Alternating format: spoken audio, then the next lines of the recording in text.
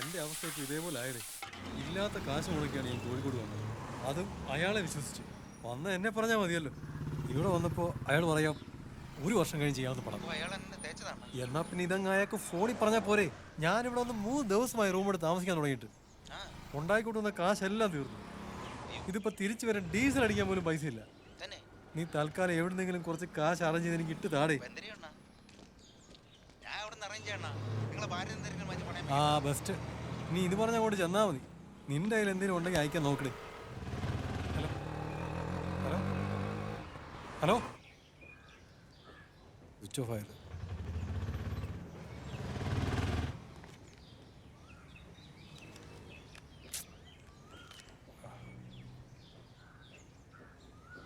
ആ ട്രെയിൻ പോയി. ഇനിയിപ്പോ എന്ത് ചെയ്യും? കള്ളവണ്ടി കയറാം. പൊട്ടാ ട്രെയിൻ പോയെന്ന്. പോയ ട്രെയിനിൽ കള്ളവണ്ടി കയറാൻ ചാർജ് കയറുന്നു. ഇപ്പോഴാണ് അത് മനസ്സിലായത്. നീ എങ്ങനെയെങ്കിലും തിരുവനന്തപുരത്ത് പോകാന്നോ? അണ്ണ തിരുവനന്തപുരത്തേക്ക് ഇനി ട്രെയിനൊന്നും ഇല്ലെന്നാ. ജനശതാബ്ദി പോയി. ഇപ്പൊ മണി 2. ഇനി 6:45 മാവേലി വരെ. വയലേ അതിനൊക്കെ പോയ നിന്റെ ഊപ്പാട്. നീ വല്ല ബസ്സിലും വല്ലതൊക്കെ പോടെ. അണ്ണ എനിക്ക് തിരുവനന്തപുരത്തോടൊന്നും പോകണമെന്നില്ല. എങ്ങോട്ടെങ്കിലും കയറ്റിവിടും. അവിടെ എന്റെ പയ്യന്മാരുണ്ടാ. അതാണ് എന്റെ പേടി. തിരുവനന്തപുരത്തേക്കാണോ? ബസ് ഫെയർ തരാമെങ്കിൽ കാറിപ്പോ. എന്നാ പിന്നെ നീ ഇതിലങ്ങ് പോ. കാറ് അതാ നിനക്ക് നല്ലത്. എന്നാ ശരി, അവിടെ എത്തിയിട്ട് നീ എന്നെ വിളിച്ചാ മതി. അണ്ണന്റെ ഫയലുകൾ നോക്കി.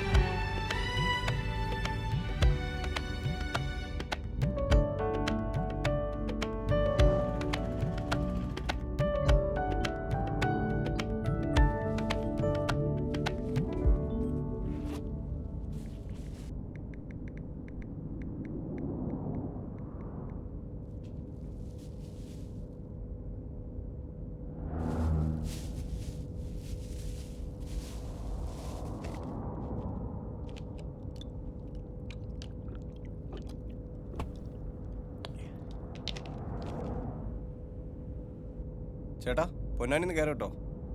ആ ഓക്കെ. ആരാ പൊന്നാനിന്ന് കയറണേ?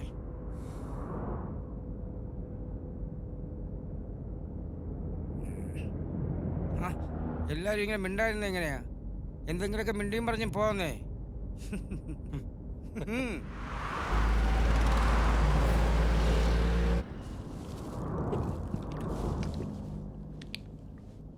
ഞാൻ സേതുരാമൻ. ആകെ കൂടെ ഉണ്ടായിരുന്ന മോളെ കെട്ടിച്ചു വിട്ടു. ഇപ്പൊ ചെറുമോളായി. മകളുടെ കൂടെ ആയിരുന്നു താമസം. ഇത്തിരി നാളൊന്ന് അമ്പലത്തിലൊക്കെ പോകണമെന്ന് പറഞ്ഞാൽ എങ്ങും വിടില്ലായിരുന്നു. മോക്കും മരുമോനും ജോലിയുണ്ടേ. അപ്പോൾ പിന്നെ ചെറുമോളെ നോക്കാൻ ഒരാളെ വേണമല്ലോ. പക്ഷേ ഇപ്പോൾ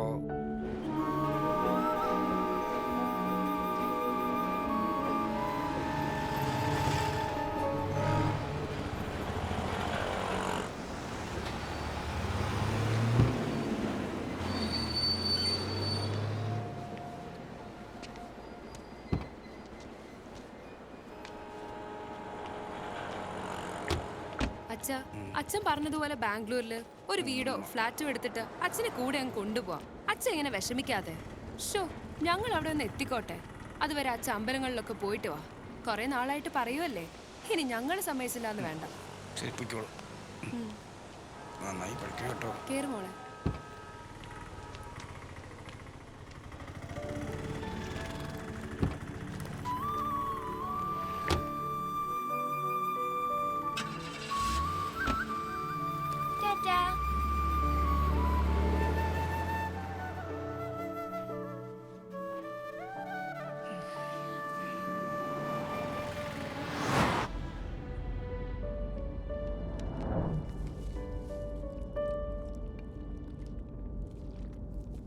അരിസ്റ്റോ, ഈ വിഷമമൊക്കെ വരുമ്പോൾ മക്കളൊക്കെ വലുതായി കുടുംബമൊക്കെ ആയാൽ നമ്മൾ വയസ്സായവർ മാറിക്കൊടുക്കണം. അല്ലെങ്കിൽ നമ്മളൊരു ഒഴിവാക്കാൻ പറ്റാത്ത ഭാരമായി മാറും.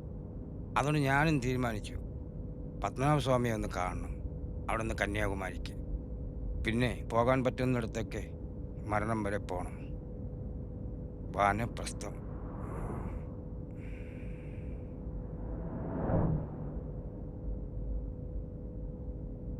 മൂകാംബികയെന്ന് തുടങ്ങാമെന്നായിരുന്നു.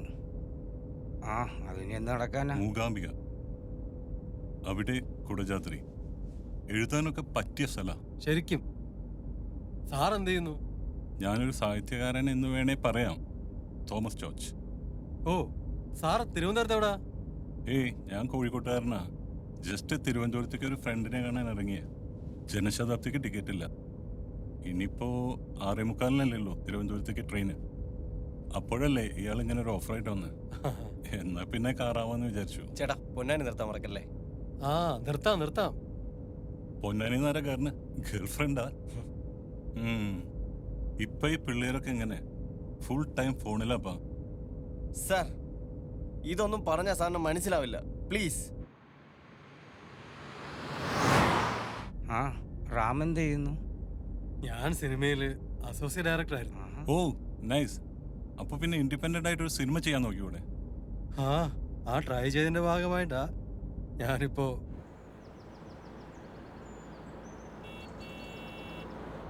അപ്പോ you are in A struggling period. ഇതൊക്കെ ഏത് കലാകാരന്മാർക്കും ഉള്ളതാടും. പ്രത്യേകിച്ച് സിനിമയാകുമ്പോ ഹാർഡ് വർക്ക് ചെയ്യേണ്ടി വരും. അതെ, നമുക്ക് കൂടെയൊക്കെ ഒരു ചാൻസ് തരുമോ? അല്ല, താനെന്ത് ചെയ്യുന്നു?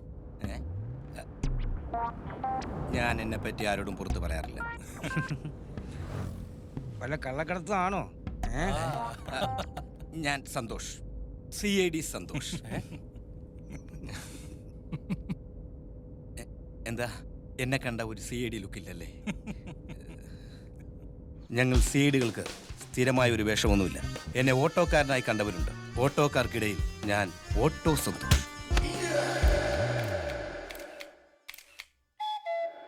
ചിലയിടങ്ങളിൽ എന്നെ ഡോക്ടറായി കണ്ടവരുമുണ്ട്. ഡോക്ടർമാർക്കിടയിൽ ഞാൻ ഡോക്ടർ സന്തോഷ്. അതോ ലോകങ്ങൾക്കിടയിൽ ഞാൻ ഡോണായി നിൽക്കും. അപ്പോ ഞാൻ ഡോൺ സന്തോഷ്.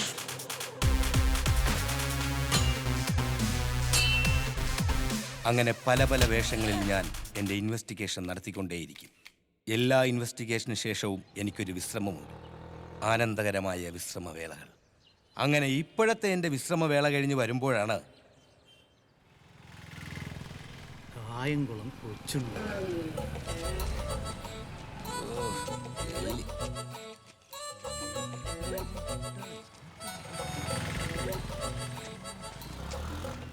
ആനക്കള്ള നമ്മുടെ പാർട്ടി തന്നെ.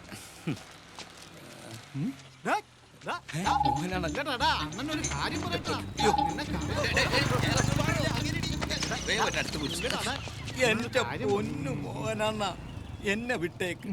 നിങ്ങളുടെ കൊട്ടേഷൻ ഏറ്റെടുത്ത് അങ്ങ് ജമ്മു കാശ്മീർ മുതൽ ഈ കോഴിക്കോട് വരെയുള്ള സകല പോലീസുകാരുടെ ഇടി മേടിച്ച് ഞാൻ മടുത്ത്. സത്യം. എടാ സന്തോഷ്, നിനക്ക് ഈ മോഹനണ്ണനെ അറിയാല്ല. എന്റെ പ്ലാനിങ് ഇതുവരെ തെറ്റിയിട്ടില്ല. അതല്ല ഞകത്ത് പോയി. നിന്റെ മണ്ടത്തരങ്ങൾ ഒന്നുകൊണ്ട് മാത്രമാണ് നീ ഇതുവരെ ഉള്ളേ പോയത്. പിന്നെ ഡാ, ഉടായ്പെന്ന് പറയണതേ ഒരു കലയാണ്. നിന്റെ ഈ മുഖം കണ്ടാലറിയാം നിനക്ക് വലിയൊരു ഭാവി ഉണ്ടെന്ന്. അതല്ലേ മോഹനണ്ണൻ നിന്നെ വിടാതെ പിടിച്ചിരിക്കണം.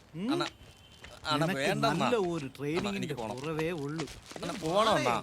വാ ഇങ്ങോട്ട്. പിന്നെ ഇത് പഴയ മൊണ്ടി കൊട്ടേഷൻ ഒന്നും അല്ല.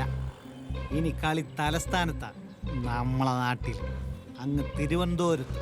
കേട്ടാ? ഇനി പൂജപ്പുര ജയിലിൽ കൂടി കിടത്താനുള്ള പരിപാടിയാണ് അണ്ണ.